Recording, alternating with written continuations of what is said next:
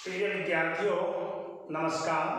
आज हम आपको कक्षा 10 की हिंदी बी पाठ्यक्रम की व्याकरण का जो चौथा अध्याय है मुहावरे, वो हम आपको पढ़ाएंगे। तो पाठ हमारा है 4 और पाठ का नाम है मुहावरे। ये हमारा आज का पाठ है। वास्तव में जो मुहावरा शब्द है वो अरबी भाषा का शब्द है और जिसका अर्थ होता है बातचीत करना या उत्तर देना। मुहावरा जो होता है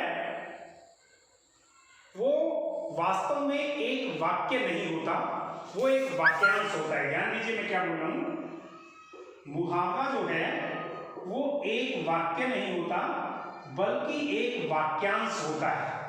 वाक्यांश समझते हो, यानी वो वाक्य का एक अंश है। वाक्य का अंश, वाक्य प्लस अंश, इस शब्द को जोड़ के बना है वाक्यांश। मुहावरा अपने आप में पूरा वाक्य नहीं होता बल्कि वो वाक्य का एक अंश होता है, उसको वाक्य के अंदर जोड़ा जाता है। तो सभी भाषाओं में क्या करते हैं, जब हम अपनी बात को अच्छे तरीके से कहीं रखते हैं, प्रभावशाली ढंग से रखते हैं, तो उसमें मुहावरों का प्रयोग किया जाता है। और मुहावरे का एक अर्थ एक तरह से कहावत भी है। ठीक है, कहावत भी हम उनको कह सकते हैं। सभी भाषाओं में कुछ ऐसे वाक्यांश होते हैं जो सब लोगों को मालूम होते हैं, रटे रटाए होते हैं, जो उदाहरण के तौर पर दिए जाते हैं। तो ऐसे वाक्यांश जो अपनी बात को अधिक प्रभावशाली तरीके से, सक्षम तरीके से बोलने के लिए भाषा में प्रयोग किए जाते हैं, उन वाक्यांशों को हम मुहावरे कहते हैं। उससे भाषा क्या है, वो आपकी भाषा अधिक रोचक बनती है। आप अधिक आनंदपूर्वक तरीके से या दूसरों को समझाने के तरीके से उस बात को अपने दूसरों के सामने प्रस्तुत कर सकते हैं। तो ये इनका फायदा होता है मुहावरों का। तो मुहावरा, जैसे कि मैंने आपको बताया, वाक्यांश होता है, तो इसका कभी भी सामान्य अर्थ नहीं लिया जाता। जो उसका सामान्य अर्थ है उसका प्रयोग नहीं किया जाता, बल्कि इसके स्थान पर उसके विशेष अर्थ का प्रयोग किया जाता है। विशेष अर्थ। सबसे पहले आपने मुहावरे में क्या ध्यान रखनी है बात को, कि मुहावरा कभी भी अपने सामान्य अर्थ में प्रयोग नहीं किया जाता बल्कि विशेष अर्थ में प्रयोग किया जाता है। उदाहरण के तौर पर मैं आपको एक बताता हूं। पहला मुहावरा देखिए, ईंट का जवाब, ईंट का जवाब पत्थर से देना, पत्थर से देना। अब ये हमारे पास मुहावरा है, ईंट का जवाब पत्थर से देना। तो इसका सामान्य मीनिंग क्या है, सामान्य अर्थ क्या है, ईंट किसी ने हमें मारी है या किसी ने ईंट दी है, उसके उत्तर में हमने उसको पत्थर मार दिया या पत्थर दे दिया। ये इसका सामान्य अर्थ है। जबकि इसका सामान्य अर्थ ये नहीं है, जो विशेष अर्थ है, इसका विशेष अर्थ है जैसे को तैसा, जैसे को तैसा। मतलब क्या, कि यदि दुष्ट व्यक्ति है, दुष्ट के साथ हमने दुष्टता करनी है, जो हमारे साथ ठीक ढंग से पेश नहीं आ रहा है, दुष्ट है, उसके साथ हमने दुष्टता का ही व्यवहार करना है। इसका ये अर्थ है। ठीक है, अगला देखिए, सेकंड हो सकता है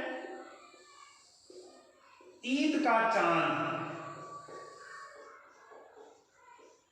ईद का चांद सामान्य अर्थ ये है कि जो चांद ईद के दिन निकला उसको हम ईद का चांद कहते हैं। लेकिन वैसे इसका विशेष अर्थ क्या होगा, बहुत दिनों बाद दिखाई देना, बहुत दिनों बाद, दिनों बाद दिखाई देना, ये इसका विशेष अर्थ है। और देखिए, जैसे हो सकता है चार चांद लगाना, चार चांद लगाना। तो यानी हमने चार चांद कहीं पे लगा दिए, एक वहां एक वहां एक वहां, ये इसका सामान्य अर्थ है। लेकिन चार चांद लगाने का मतलब है कि किसी की बड़ाई करना, प्रशंसा करना, उन्नति करना, ठीक है। ये इसका मीनिंग हो सकता है।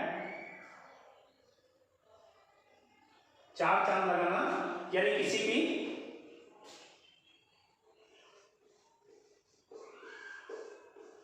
उन्नति करना, एक तरह से ये इसका सामान्य अर्थ हो सकता है कि उसने तो चार चांद लगा दिए।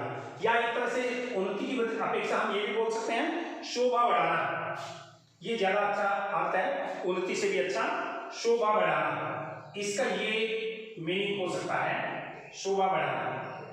तो अभी आपने देखा कि जो मुहावरे हैं उनको वाक्यांश कहते हैं, वाक्य नहीं कहते, क्योंकि वो वाक्य में प्रयोग होते हैं, वाक्य के एक अंश होते हैं। कभी भी अपना सामान्य अर्थ नहीं देते बल्कि विशेष अर्थ देते हैं, क्योंकि इन सब का सामान्य अर्थ अलग है लेकिन विशेष अर्थ ये है जो हम प्रयोग करते हैं, ठीक है। और क्या खास बात इनमें होती है? और खास बात होती है कि इनमें अंत में क्रिया होती है, देना। ईद का चांद लगना है, वैसे यहां पे लगना, ठीक है। या ईद का चांद होना हो सकता है, होना, ईद का चांद होना, चार चांद लगाना। तो ये अंत में सबकी क्रियाएं होती हैं, वर्ब्स होती हैं, और इन क्रियाओं को हम जब वाक्य में प्रयोग करते हैं तब हम अपने ढंग से इसको परिवर्तित कर सकते हैं, बदल सकते हैं। जैसे ईंट का जवाब पत्थर से देना का हो सकता है। हमने वाक्य बनाया, मोहन ने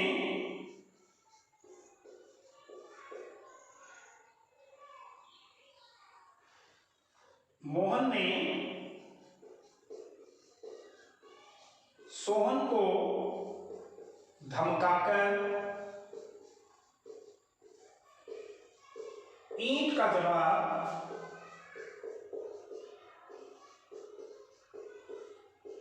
पत्थर से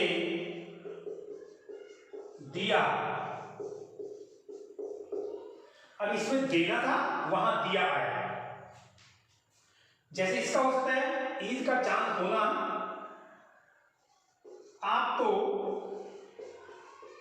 एकदम से ईद के चांद हो गई हो।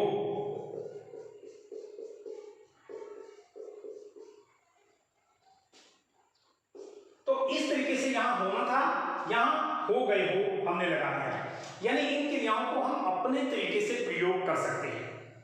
और तीसरा क्या है कि इनके शब्दों को बदला नहीं जा सकता, मुहावरे के शब्दों को। जैसे यहां था ईद का चांद होना, तो हम ये नहीं लिख सकते ईद का सूरज होना, ईद का सूरज होना, हम ये नहीं लिख सकते।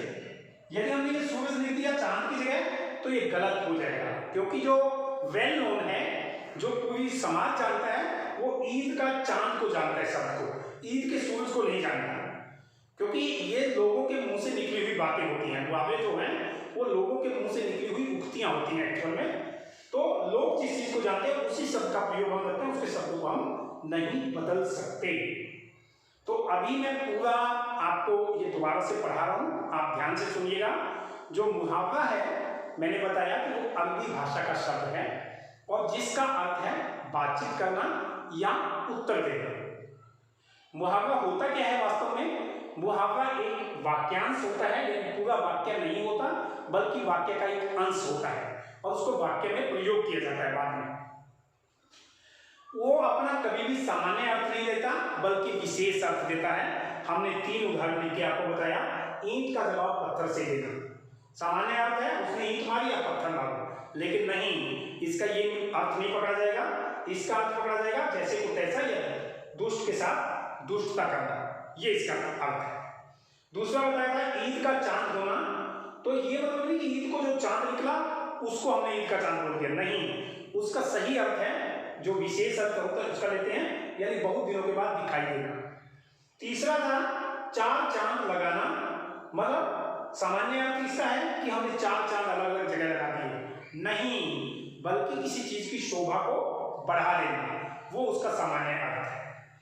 तो इसमें विशेष अर्थ होता है। दूसरा, इनके अंत में क्रिया होती है, देना, होना, लगाना, लेकिन उस क्रिया को जब हम वाक्य में प्रयोग करते हैं तो अपने ढंग से उसको परिवर्तित कर सकते हैं, उसमें बदलाव ला सकते हैं। जैसे हमने ईंट का जवाब पत्थर से देना को लिखा, क्या लिखा? मोहन ने सोहन को धमकाकर ईंट का जवाब पत्थर से दिया, दिया कर दिया। हमारा मुहावरा था ईद का चांद होना, हमने लिखा आप तो एकदम ईद के चांद हो गए, होना को लिख दिया हमने हो गए हो। तो यानी क्रियाएं होती हैं अंत में, लेकिन हम उनको अपने तरीके से प्रयोग कर सकते हैं। तीसरा, मुहावरे जो है एकदम फिट हैं, उनके शब्दों को बदला नहीं जा सकता। यदि हमने उनके शब्दों को बदल दिया तो वो अपना अर्थ नहीं देते। जैसे हमने लिखा है ईद का चांद होना, तो हम ये नहीं कह सकते ईद का सूरज होना, तब वो मुहावरा खत्म है, तब वो मुहावरा नहीं बचा। और मुहावरों का प्रयोग किस लिए किया जाता है? अपनी बात को प्रभावशाली ढंग से रखने के लिए, अपनी बात को कम शब्दों में लिखने के लिए भी इसका प्रयोग किया जा सकता है, क्योंकि वैसे बहुत लंबी चौड़ी बात लिखनी होती है, लेकिन जब हम किसी सूक्ति का या मुहावरे का प्रयोग करते हैं तो बात बड़ी छोटी बन जाती है। उसको छोटा लिखा जा सकता है, लेकिन उसका जो अर्थ है वो बड़ा गंभीर बन जाता है, वो बड़ी प्रभावशाली बन जाती है, उसमें रोचकता आ जाती है, दूसरे लोग बड़े ध्यान से उसको सुनते हैं, मजे लेते हैं उसका। ठीक है, तो इसलिए मुहावरों का प्रयोग किया जाता है। तो ये मुहावरे थे हमारे। आशा है आपको ये वीडियो पसंद आएगा। धन्यवाद।